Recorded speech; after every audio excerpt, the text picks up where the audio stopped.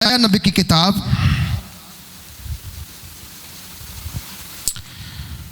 उसका 38 चैप्टर 38 अध्याय उसकी 5 आयत मैं आपके लिए पढ़ दूं। जाकर हिजकिय्याह से कहे कि तेरे मूल पुरुष दाऊद का परमेश्वर यहोवा यूं कहता है, मैंने तेरी प्रार्थना सुनी और तेरे आंसू देखे हैं। मैं तेरी आयु 15 वर्ष और बढ़ा दूंगा। आमीन, हालेलुया। परमेश्वर का पवित्र वचन एक प्रार्थना के ऊपर बात कर रहा है। प्रार्थना, व्हाट इज प्रेयर? प्रार्थना है क्या?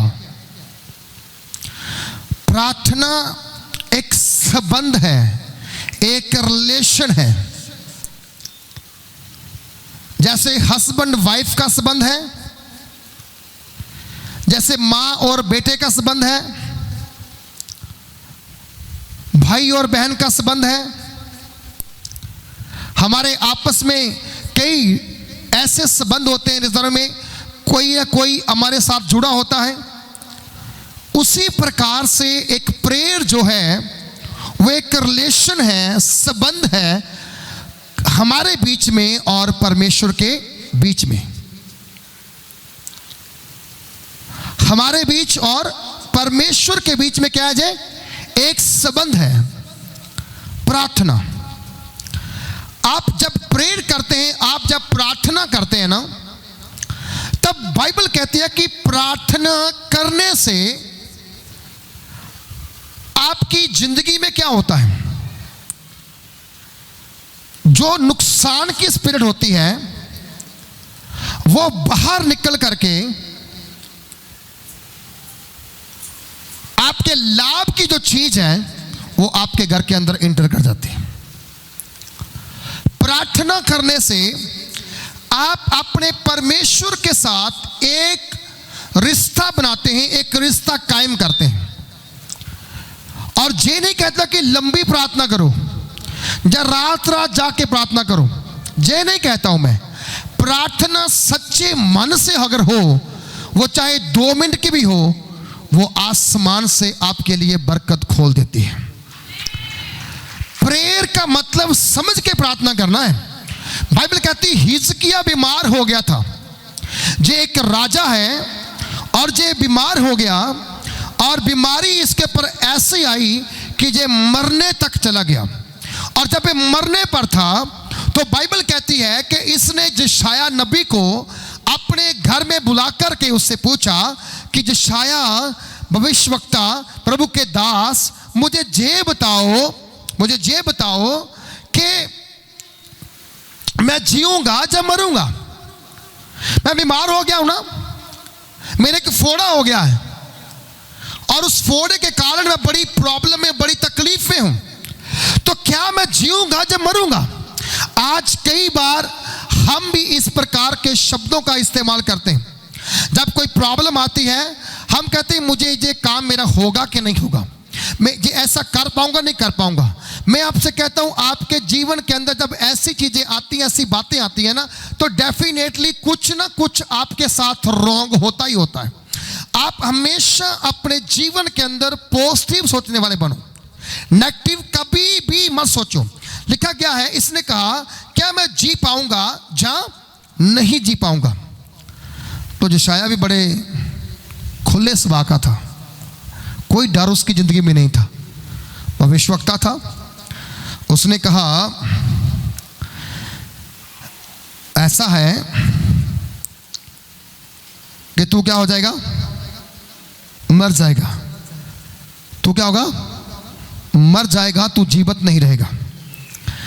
ये सुनने के बाद हिजकिय्याह ने क्या किया? अपना मुंह दीवार की ओर फेर करके उसने यहोवा से प्रार्थना करके कहा, अब क्या कहा सुने,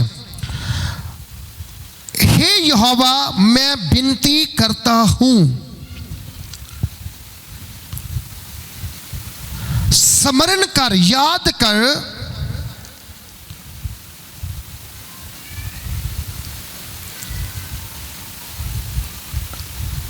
कि मैं सच्चाई और खरे मन से अपने को तेरे सन्मुख जानकर चलता आया हूं।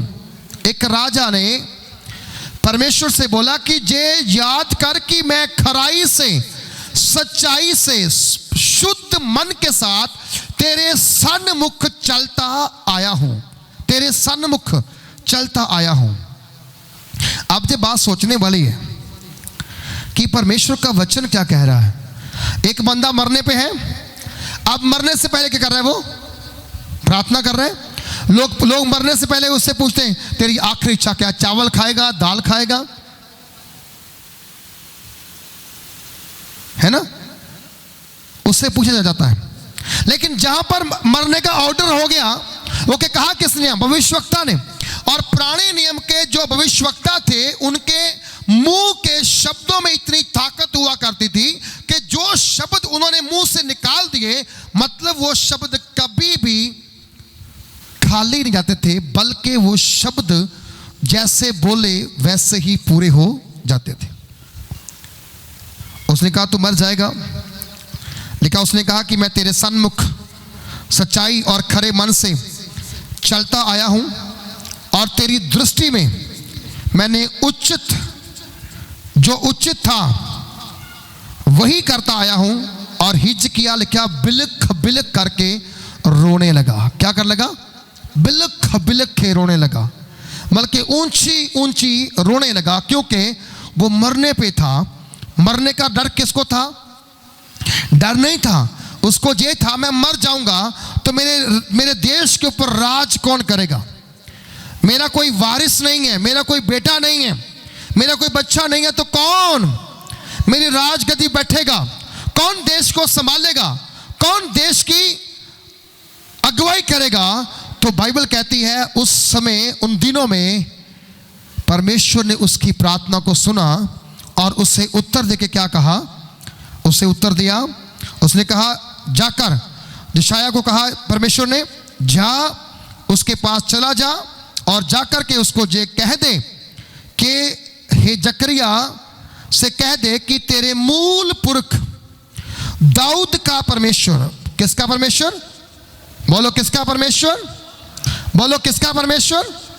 अरे मुझे आज ना, जब मैं वचन सुन रहा था, पढ़ रहा था मैं ना, तो मैं उस समय देख रहा था, प्रभु को कह रहा था, प्रभु दो नाम बड़े फेमस हुए हैं बाइबल के अंदर, एक अब्राहम, एक दाऊद।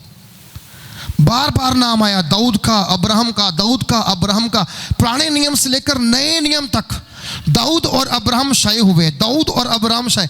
ऐसा क्या था उनके अंदर कि उनका नाम बार बार बाइबल की हर एक पुस्तक में कहीं ना कहीं दिया गया है, किसी ना किसी अध्याय में आया है कि अब्राहम का परमेश्वर, इसहाक का परमेश्वर, याकूब का परमेश्वर, कहा गया है दाऊद का परमेश्वर।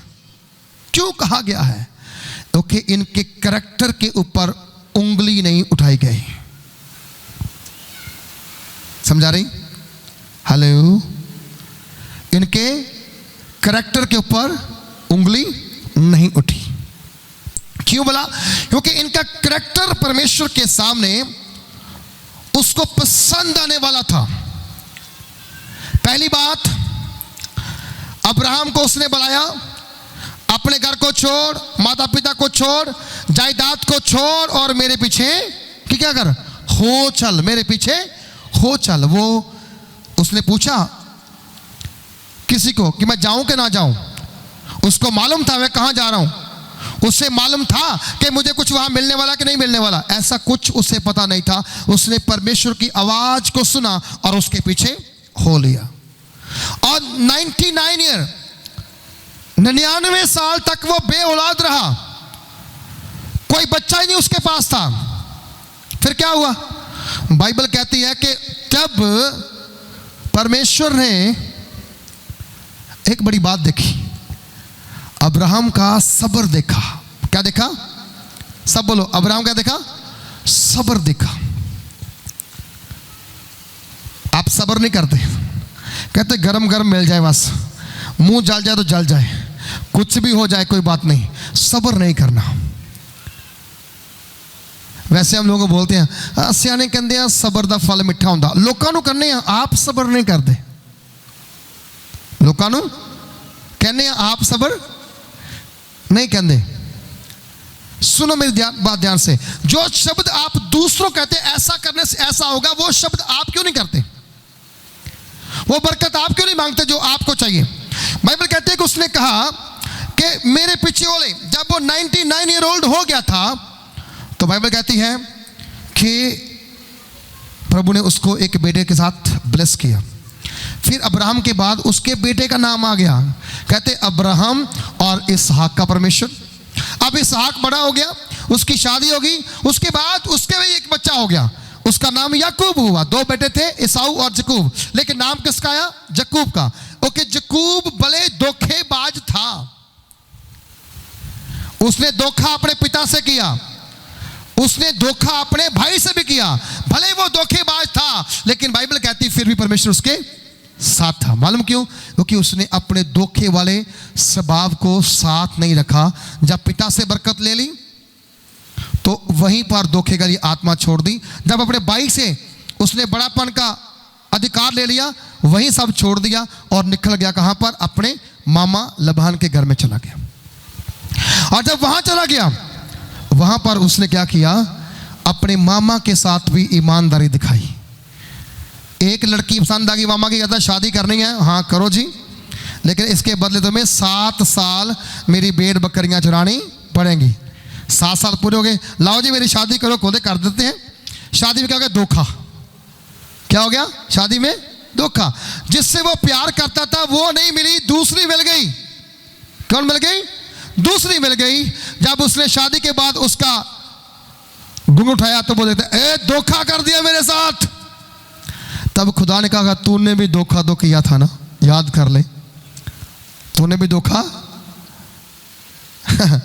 जो बोएंगे वही, सब बोलो, जो बोएंगे वही काटेंगे ना।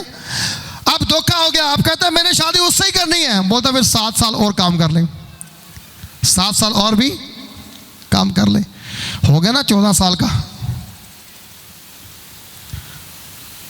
14 साल उसने सेवा की।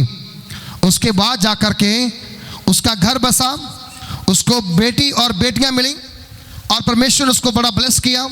उसका नाम इज़राइल हुआ। लेकिन 2 बंदों का नाम ज़्यादा फेमस हुआ, अब्राहम और दाऊद का। और हिजकिय्याह को क्या बोला गया कि जाकर हिजकिय्याह से कह दे कि तेरे मूल पुरुष दाऊद का परमेश्वर यहोवा यूं कहता है, मैंने तेरी प्रार्थना सुनी। मैंने तेरी प्रार्थना, सब बोलो मैंने तेरी प्रार्थना। आपकी एक भी प्रार्थना अनसुनी नहीं होती है, सुनता है परमेश्वर। बोलो सुनता है परमेश्वर।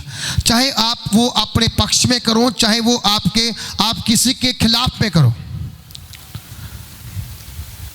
कुछ लोग ऐसे प्रार्थना भी करते हैं, तेरा बेड़ा तर जाए, तेरा बेड़ा घर को हो जाए, ऐसी प्रार्थना भी करते हैं। किसी को डाउन फॉल करने के लिए भी शब्द बोलते हैं, है ना, बोलते हैं ना। क्योंकि प्रार्थना में आप जो मांगो आपको मिल जाना। आप मांगो सांप, आपको सांप मिल जाना। आप मांगो बकरा, आपको बकरा मिल जाना। आप मांगो पैसा, आपको पैसा मिल जाना। आप मांगो आशीष, आशीष मिल जानी। आप मांगो श्राप, आपको मिल के। प्रभु ने कहा जो तुम मेरा नाम लेके मांगोगे तुम्हारे लिए हो, पर उसका रिजल्ट कुछ अलग होता है। बाइबल कहती है जो किसी के लिए खड्डा खोएगा, बोलो क्या होगा? जो किसी के लिए खड्डा खोदेगा वो क्या करेगा? उसमें गिरेगा नहीं गिरेगा? मैं तो नहीं कह रहा, बाइबल कहती है ना, आज जाके पढ़ लेना कहावतां की पुस्तक। मैं आपसे कहूंगा कहावतां की पुस्तक का 17 अध्याय जरूर घर जाके पढ़ना। पूरा, एक बार नहीं, 2 बार, 3 बार, 4 बार, 5 बार, 10 बार पढ़ो, चाहे पूरा हफ्ता पढ़ो।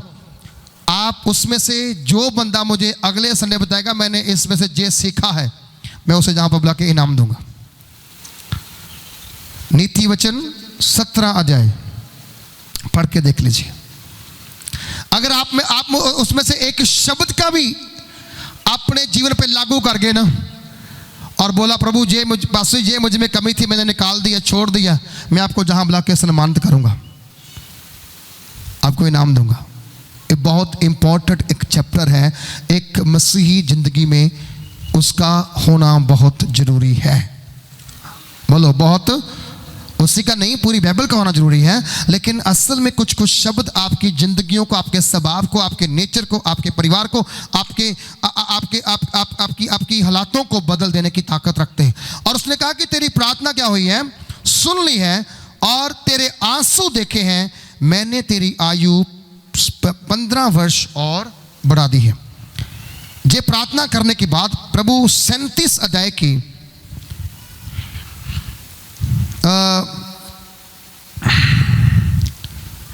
27 और 28 आयत में एक वचन और बोलता है। बाइबल कहती है कि प्रभु यीशु मसीह ने जब जो बोला वैसा हो गया।